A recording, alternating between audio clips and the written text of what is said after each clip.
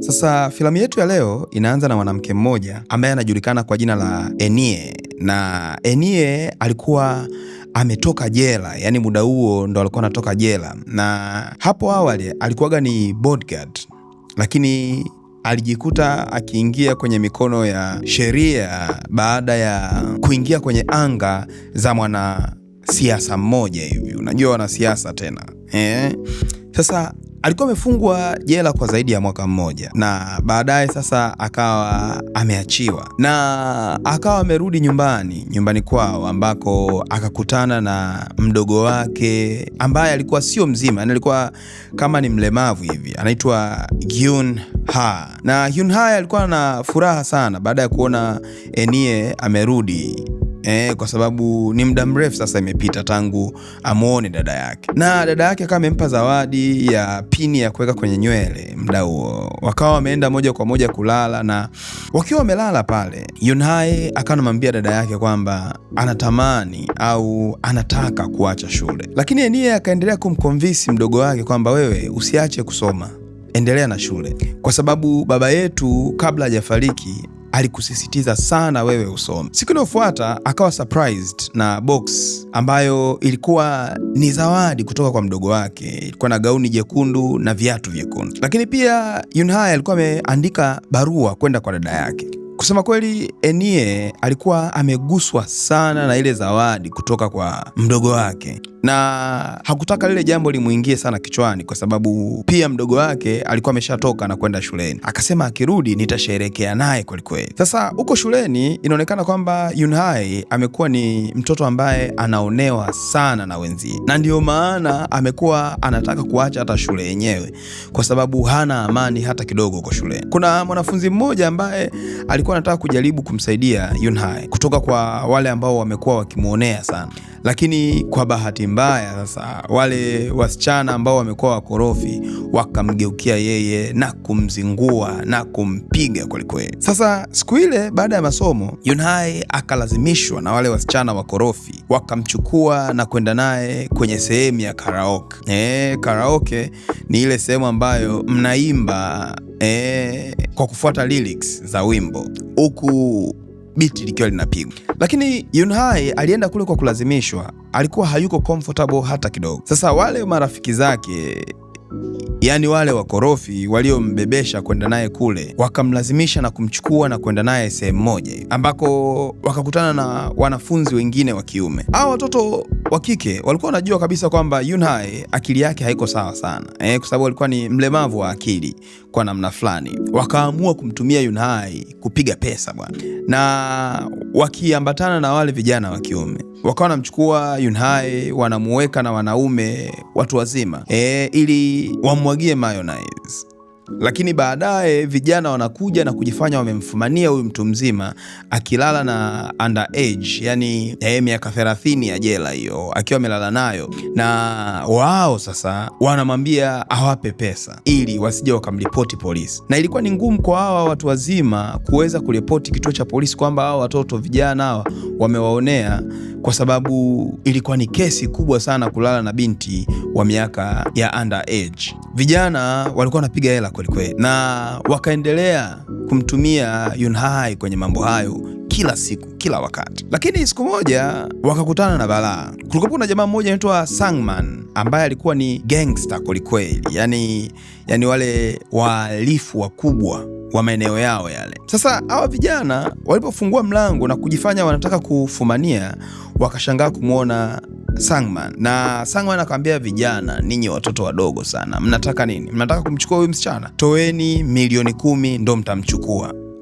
Baada ya kuona kwamba ni Sangman, na wao wakaogopa kwelikweli, wakasema family lie, wakaachana naye bwana, na wakawa wamemwacha Yunhae anatumikia kule mayonnaise ambazo hakustahili kuzipata kwa umri wake. Inae, yani dada yake na Yunhae, akawa na wasiwasi sana kwa sababu mdogo wake hajarudi nyumbani mpaka sasa, na usiku umeshaingia. Akajaribu kumpigia simu Yunhae, lakini simu yake ikawa haipokelewi. Siku inayofuata asubuhi na mapema kwelikweli, akatandika zile nguo ambazo alipewa zawadi na mdogo wake, yani lile gauni jekundu na viatu vyake vyekundu. Akaondoka moja kwa moja mpaka kwenda shuleni kwa Yunhae, na alipofika akawa anachungulia darasani kwake na mdogo wake hakuwepo darasani. Alivyoenda ofisini kwa mwalimu na kumuulizia, mwalimu, vipi, mbona mdogo wangu jana hajarudi nyumbani? Mwalimu akaanza kumletea maneno mazito. Acha ujinga wewe, kwa nini umemleta mdogo wako kwenye shule kama hii ya watu wenye akili, akati mdogo wako ni chizi? Ungempeleka kwenye shule za milembe huko na watu wenye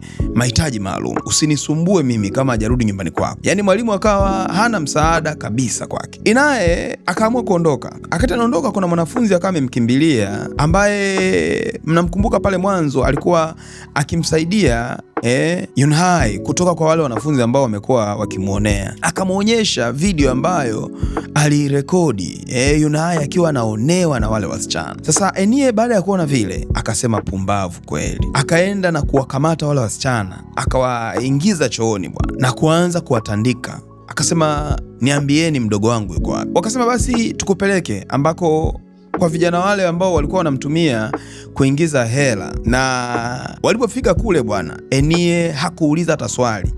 Mmoja ya wale vijana ile anainuka, hajauliza swali, hajafanyaje, anainua kichwa tu, akakutana nayo moja matata sana kichwani. Jamaa ikabidi aongee moja kwa moja kwamba Yunhai ametekwa na muhuni mmoja anaitwa Sangman, na kusema kweli yeye hajui waliko. Lakini baadaye yule jamaa akampa business card ambayo ingeweza kumuongoza Enie wapi Sangman anaweza akawa yupo, na namba yake ya simu iko pale. Sasa Enie akatoa simu na kuipigia ile namba, lakini hakuna mtu aliyepokea ile simu upande wa pili. Lakini baadaye akapiga simu polisi na kusema kwamba mdogo wake ametekwa. Lakini polisi wakamwambia, huwezi ukapiga simu tu, njoo kituoni utoe ripoti, iandikwe ripoti, mambo kibao anamwambia. Yani kifupi ni kwamba polisi walikuwa hawana msaada wowote. Yani polisi walikuwa wanasema kwamba inawezekana mdogo wako ametoroka tu nyumbani, alafu wewe unasema ametekwa.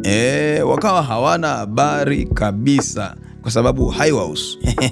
Enie akawa amechanganyikiwa sana kwa sababu hapati msaada wowote kutoka kwa polisi ambao ndio walitakiwa kumsaidia. Sasa akasema, kudadadeki, huu mzigo ninaubeba mwenyewe, nitamtafuta mdogo wangu aliko na nitapambana na hili jambo, ama zangu ama zao. Basi jambo la kwanza, Enie akatoka moja kwa moja na kwenda kwenye location ya ile business card. Yani ile business card walikuwa wameandika location, akaamua kwenda pale moja kwa moja. Ilikuwa ni sehemu ya biashara ambayo watu wengi walikuwa wanafanya biashara za ukopeshaji wa hela. Yani kausha damu, unajua tena. Kulikuwa kuna ofisi nyingi sana za kausha damu maeneo hayo. Kweli hakufanikiwa kumpata Sangman maeneo yale, lakini akawa amekutana na mmoja ya wafanyakazi ambaye anaishi pale pale. Mwanzo huyu jamaa akawa amegoma kwamba yeye hamfahamu Sangman. Oya, Enie hataniwi bwana. Mshikaji ilimbidi aongee mwenyewe baada ya kuona kwamba amepokea kichapo cha maana na kumwambia kwamba Sangman haeleweki aliko sasa hivi, lakini plate number ya gari yake ni hii hapa. Hii itakusaidia wewe kuweza kumtafuta kokote aliko. Na muda huo sasa Enie akaamua kuondoka pale kwa yule jamaa, akachukua funguo za yule jamaa za gari na kusepa pale. Lakini kumbe upande wa pili pia bwana Sangman alikuwa ameshamuuza binti yetu kwa CEO June. Huyu jamaa ni CEO anaitwa bwana Jung. Huyu jamaa yeye kazi yake alikuwa anaendesha biashara ya malaya, na bwana Jung akamchukua Yunhai mpaka nyumbani kwake na kuanza kumfundisha namna ambavyo wanawake wanawaridhisha wanaume ambao wanataka kumwaga mayonnaise. Lakini muda huo Enie amechukua ile gari na kuendesha mitaani akitafuta ile plate number ya bwana Sangman. Kweli bwana, baada ya kutafuta kwa muda mrefu usiku kucha, akawa amefika sehemu, amefanikiwa kuipata ile gari kwenye sehemu za parking. Akawa amesubiri kwa muda mrefu sana kumsubiri bwana Sangman aje kwenye gari yake. Masaa kadhaa baadaye, kweli bwana Sangman akana kuja kibisho kweli. Anavuta zake sigara, moshi mwingi kinoma, asijue nini kinachofuata. Jamaa akaingia kwenye gari yake, huyo akasepa na Enie akaamua kumfuata. Walipofika sehemu, Enie akaigonga gari ya Sangman, na baada ya kuigonga gari ya Sangman akashuka. Sangman akawa amekasirika kweli, lakini Sangman alikuwa bado hajashuka kwenye gari yake, anasikilizia maumivu baada ya kugonga. Enie akaenda na kumpiga shoti, alikuwa na kidude cha shoti, akamtandika shoti za maana mpaka Sangman akazimia. Sasa muda mfupi baadaye Sangman ile anashtuka kuamka, akawa surprised kweli, akiwa ndani ya gari ya Enie, na Enie akiwa amemfunga kamba shingoni na kumwambia kwamba naomba uniambie Yunhai yuko wapi. Oya, Sangman ilikuwa hatari, alikuwa anakiona kifo hiki hapa. Lakini kitu ambacho Enie alikosea ni kwamba ile gari bado ilikuwa iko na moto, yani ilikuwa haijazimwa. Sasa Sangman akatumia ujanja pale, akaweka kwenye gia na kukanyaga mafuta mpaka gari ikaenda ikagonga mbele, na akatumia nafasi hiyo kuanza kugombana na kumbana Enie. Enie kusema kweli alikuwa hana uwezo wa kupigana kwenye gari kwa sababu space ya kwenye gari ni ndogo sana. Ukirusha ngumi mara umetandika kiti, mara umepiga sunroof lakini baadaye akawa amefanikiwa kumvunja bwana Sangman mkono bwana, na kuanza kuuliza maswali kuhusu mdogo wake. Na kwa sababu alikuwa ameshamuweza Sangman, akachukua simu ya Sangman na kumpigia Seo Jun na kumuuliza, mdogo wangu yuko wapi? Seo Jun akamwambia kwamba mdogo wako ni msumbufu sana, nimeamua kumuuza kwa mtu mwingine, na linalia muda wote, linaacha kutumikia wanaume ambao nimemletea, yeye analia tu. Sasa nimeamua kumuuza. Lakini Seo Jun hakusema wapi alikomuuza Yunhai. Inaye akamwambia mpuuzi kweli. Akatoka moja kwa moja na kwenda nyumbani kwa Seo Jun. Na alipofika pale akakutana na msaidizi wa Jung ambaye amevaa kibanio cha nywele, kile ambacho Yunhai alimnunulia mdogo wake na kumkabidhi siku ile ametoka jela. Akampokonya kile na kumwambia kwamba naomba uniambie bosi wako yuko wapi. Oya, ile mlango umefunguliwa tu, Inaye alikuwa ana spidi ya hatari, akamlukia yule bwana Jun na kumtandika na kumbana. Oya, udemu alikuwa na balaa vibaya mno yani, na kumwambia kwamba naomba uniambie mdogo wangu yuko wapi, na uniambie ni nani amemchukua, yuko wapi sasa hivi, ninamhitaji mdogo wangu arudi haraka. Lakini yule assistant wa bwana Jung akawa amemwambia kwamba mdogo wako Yunhai alipiga simu nyumbani hapo mwanzo, lakini simu ya nyumbani haikupokelewa. Yani ubinti alipiga simu ya mezani ya nyumbani kwao, lakini kwa sababu hakuna mtu aliyepokea simu, Yunhai akapiga simu kwenda kwenye soko, yani kwenye mini market, yani kisupermarket kidogo kidogo cha mtani kwao, kile ambacho amekuwa akienda mara kwa mara. Na yule msaidizi wa bwana Jang akamwambia tena Yunhai kwamba mdogo wako amechukuliwa na jamaa mmoja hivi, kijana amevaa suti nyeusi. Enie akachukua simu ya kile kisupermarket ambacho Yunhai alipiga simu mwanzo na kuanza kukipigia na kuulizia location. Akachomoka faster na kuelekea huko. Lakini sini yetu ikaama na kumwonyesha mwamba mmoja anaitwa Jungwoo ambaye alikuwa anaendesha gari na nyuma yake alikuwepo Yunhai ambaye jamaa alikuwa amembeba, amemchukua kutoka kwa Seo Jang.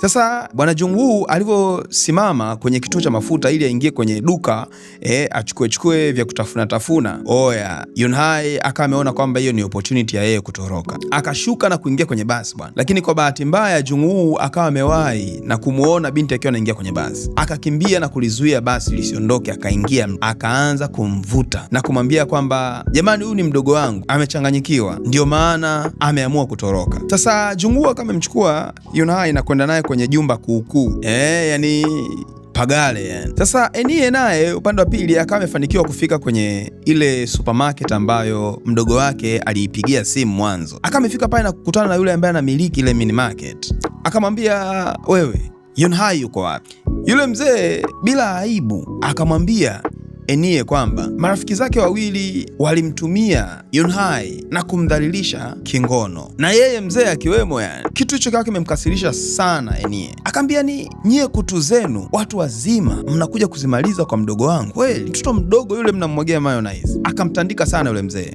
bila hata kuwaza kufikiria, akamvunja vidole na akatoka pale na kumfuata mtu mwingine ambaye alikuwa ni rafiki yake na yule mzee, naye akaenda akamchakaza kwelikweli. Lakini pia akaondoka na kwenda kwa mwingine ambaye alikuwa ni fundi gereji. Huyu mzee anamiliki gereji.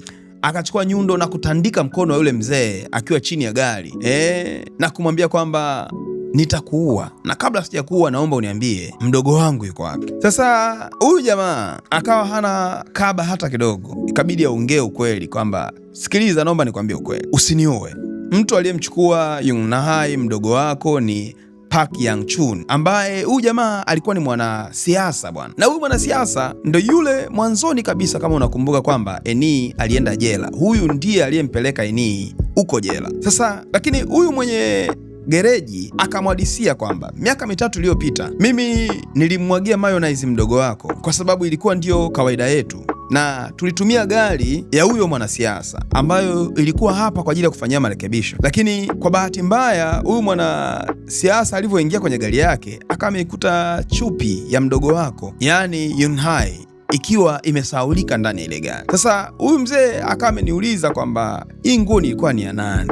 Nikamwambia kwamba hii nguo ilikuwa ya msichana ambaye hana akili vizuri. Inaonekana aliingia kwenye gari wakati mimi natengeneza. Yani nikamdanganya kumwonyesha kwamba huyu mdogo wako aliingia kwenye gari na kuvua nguo kwa namna hii. Lakini kuanzia kipindi kile Yang Chun, yani huyu mwanasiasa, amekuwa akimbaka mdogo wako kila wakati. Yani kiufupi ni kwamba mdogo wako amejaa mayonnaise za mwanasiasa, na ndiyo maana mdogo wako amekuwa akichelewa mara nyingi sana kuja kutoka shule. Lakini Eni akarecall kweli mdogo wake kipindi kile alikuwa anachelewa sana kuja nyumbani kutoka shule, na Enie akimuuliza maswali, Yunhai alikuwa hamwambii chochote dada yake. Sasa siku moja, hiyo nazungumza miaka 3 iliyopita, Enie akamua kutafuta na kujua kwa nini mdogo wake huwa anachelewa. Sasa akamemuona baada ya masomo Yunhai ametoka na anaingia kwenye gari moja ya kishua kwelikweli, ambayo ilikuwa inamchukua na kumpeleka moja kwa moja hadi hotelini. Sasa siku ile Enie akatoka moja kwa moja na kuingia mpaka kwenye ile hoteli, akamkuta huyu mwanasiasa Yang Chun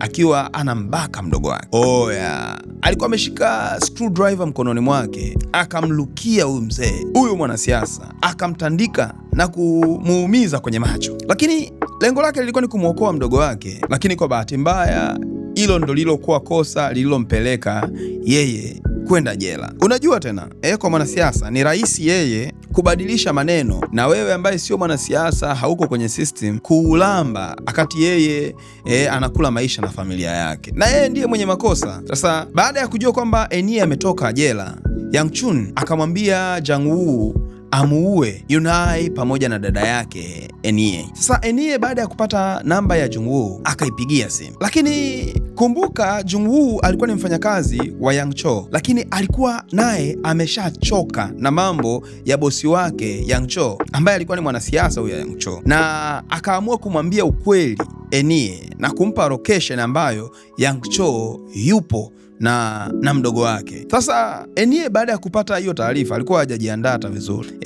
Akaamua kwenda nyumbani kwa Yang Cho moja kwa moja, na lengo lake lilikuwa ni kumuua kwa sababu alikuwa na hasira naye kwelikweli. Akawa amefanikiwa kuingia mpaka ndani, na alipofika pale akawatandika kwelikweli vijana wa Yang Cho, akawatandika sana. Na muda huo bwana Yang Cho alivyoona akaanza kutoroka na kukimbia pale, kwa sababu alishaona huu ushakuwa msala. Yang Cho akaingia kwenye gari na kuanza safari bwana, lakini Enie naye akaanza kumkimbiza. Yang Cho alifanikiwa kumtoroka Enie, lakini kumbe Enie amemzunguka upande wa pili. Oya, Enie akawa amekutana na Yang Cho, akamtandika na piu piu moja kudada deki, ikamgonga bwana Yang Cho mkononi, lakini Yang Cho akafanikiwa kumtoroka Enie. Akapiga simu kwa Jang Woo na kumwambia, Jang Woo, tafadhali naomba umuue Enie haraka iwezekanavyo, na mimi huku ninapambana kutaka kumuua dada yake. Lakini Jang Woo, kumbuka, ameshaamua kubadilika, akaamua kumpigia Enie na kumwambia kwamba Yang Cho anaelekea kwenye headquarters zake na mimi nitakusaidia kumleta mdogo wako nyumbani kwenu. Lakini kwa bahati mbaya ama nzuri, Yang Cho akawa amepewa taarifa kwamba kijana wake Jang Woo ana mbetray, yani amemsaliti, na yeye sasa ikabidi atoe taarifa tena kwa vijana wake wengine waende wamsake na kumuua Jang Woo pamoja. Sasa vijana wake na Yang Chun wakawa wamefanikiwa kumkamata Jang Woo pamoja na Yunhai kabla hawajarudishwa nyumbani. Wakawa wamemfunga pale, jamaa ananing'inia bwana, na Yunhai wakawa wamemfunga kwenye chumba fulani, wakawa wanamtesa sana Jang Woo, lakini Yang Chun alivyokuja akamuua kabisa bwana Jang Woo. Sasa baada ya kumuua wakaamua kwenda kumzika bwana. Ile wameanza kumzika tu, oya, Enie alitoka sijui wapi, alitokea wapi, alikuja pale kama mzimu kudada deki na chuma pale, akaichapa chapa chuma ile, ikaenda ikagonga gonga vijana wa huyu mzee, na akashuka pale na kuanza kutandika na kupigana na vijana wa Yang Chun. Walikuwa ni wengi kiasi kwamba ilikuwa ni ngumu yeye kuweza kuwapiga wote, lakini oya, kila alipofikiria mateso ambayo mdogo wake ameyapitia, akasema haiwezekani. Akawatandika, akawamaliza wote bwana. Lakini akatoka pale na kwenda kwenye kile chumba ambacho mdogo wake alikuwa amehifadhiwa na kuzima kidogo pale. Ile anafungua mlango, kumbe mwanasiasa Yang Chun alikuwa yuko nyuma ya mlango na akaamua naye kumvamia bwana. Sasa vita ikaanza kati yao wawili. Mkono ukapigwa kwelikweli na ilikuwa ni vita mula. Lakini kwa bahati nzuri kakawa kamefanikiwa kumuua Yang Chun kwa sababu alimtandika bonge la kombola la kichwa kule dadeki. Yang Chun chali akawa amekata kauli pale. Alikuwa ameumia sana na yeye, lakini Eni akawa amefanikiwa kumchukua mdogo wake na kuingia naye kwenye gari na wakasafiri kwenda mbali kabisa na ule mji. Sasa huu ni muda wetu ule wa muhimu kweli wa kusoma comment za kishujaa au vipi? Comment ya kwanza leo inatoka kwa Nahima na Hawa, anasema NC DJ, nadhani amemaanisha nice DJ. Asante sana Nahima. Na comment ya pili inatoka kwa Nakaa Aika, anasema oya napenda movie zako sana Mr. Mayonnaise.